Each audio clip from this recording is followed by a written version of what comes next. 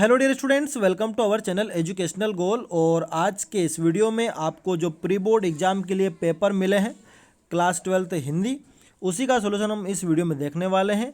जो भी चैनल पर नए हैं उनसे रिक्वेस्ट है कि चैनल को सब्सक्राइब जरूर करें, साथ ही साथ हमारे टेलीग्राम चैनल एजुकेशनल गोल को ज्वाइन कीजिए। तो देखिए, सबसे पहले सही विकल्प है, सही विकल्प देख लेते हैं।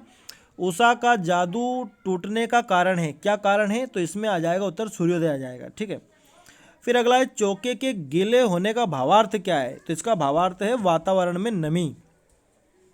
फिर अगला है सिल्वर वेडिंग कहानी की मूल संवेदनाएं क्या है? तो इसकी मूल संवेदना है कि जो पीढ़ी में अंतराल है, जनरेशन गैप है, उसकी बात इसमें की गई है। फिर अगला है विज्ञान के क्षेत्र में काम कर रही भारत की संस्थाएं कितनी है? तो 5 संस्थाएं। ठीक है, ध्यान रखना 5 है, बहुत सारे आंसर गलत बता रहे हैं।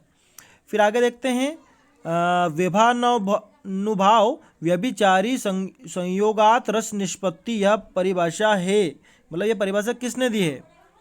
तो यह परिभाषा दी है आचार्य भरत मुनि ने। ठीक है, अगला है बात का धनी होना मुहावरे का क्या अर्थ है? तो इसका अर्थ होता है जुबान का पक्का होना, वायदे का पक्का होना। ठीक है, अब आगे है हमारे पास सही विकल्प है रिक्त स्थान के तौर पर।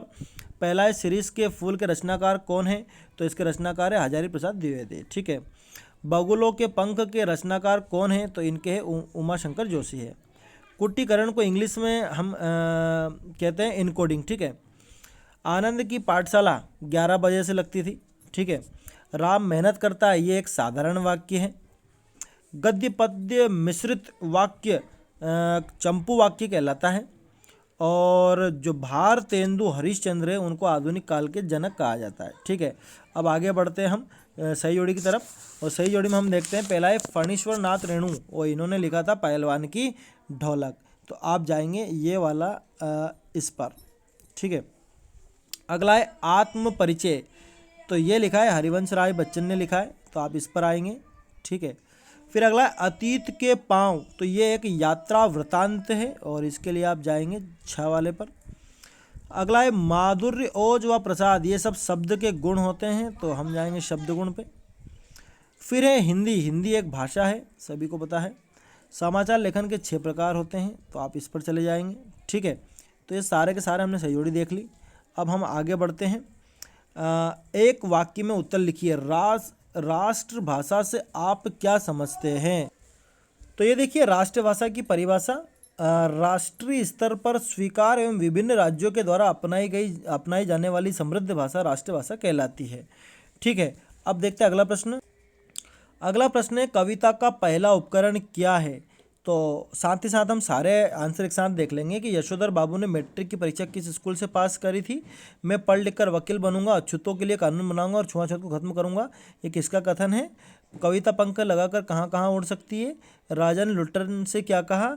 दोहे को उल्टा करने से कौन सा छंद बन जाता है? इन सारे के आंसर देख लेते हैं हम। तो ये देखिए, कविता की अनजानी दुनिया में सबसे पहला उपकरण जो है वो शब्द है। ठीक है, अगला यशोधर बाबू ने अल्मोड़ा के रेमजे स्कूल से मैट्रिक की परीक्षा पास करी थी, और वो जो कथन था छुआछूत वाला, वो बाबा साहेब भीमराव अम्बेडकर का था।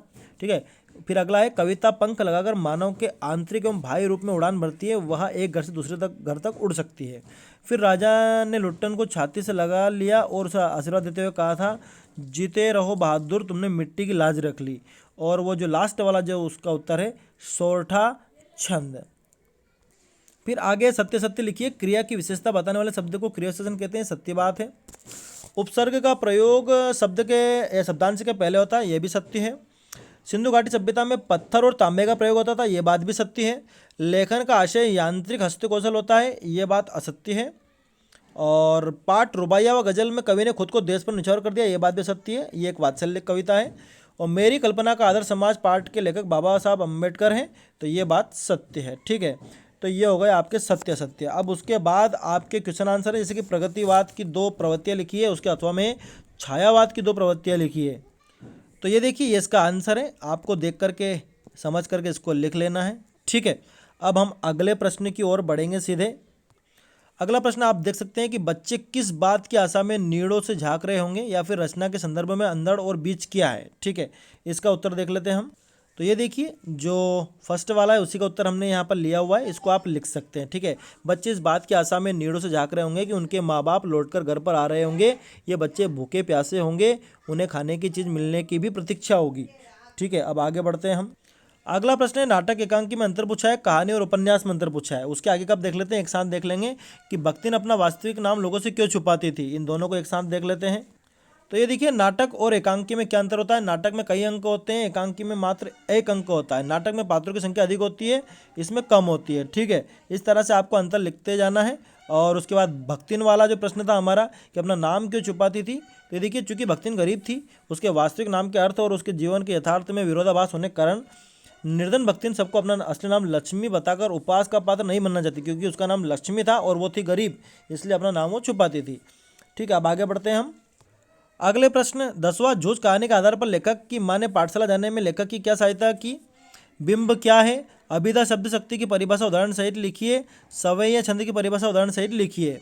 10, 11, 12, 13 ये 4 प्रश्न हैं। तो ये देखिए झूठ वाले प्रश्न के अथवा में जो प्रश्न है कि मोहनजोदड़ो के घर की विशेषताएं बतानी, तो ये हम दो यहाँ पर बता रहे हैं। ठीक है, घरों के मुख्य दरवाजे सड़कों की तरफ नहीं खुलते थे, घरों में कमरों का आकार छोटा होता था। ठीक है, अब अगला ये देखिए बिंब वाला उत्तर, इसको आप यहाँ से लिख सकते हैं। ठीक है, और ये यहाँ से संचारी भाव का उत्तर आप देख सकते हैं। साथ ही साथ 13 क्वेश्चन जो हमारा है छंद से रिलेटेड वो यहाँ से हम लिख लेंगे। ठीक है, और उसके बाद जो है ये 14वां जो प्रश्न है उपसर्ग एवं प्रत्यय में अंतर लिखना। ठीक है, अब आगे बढ़ते हैं।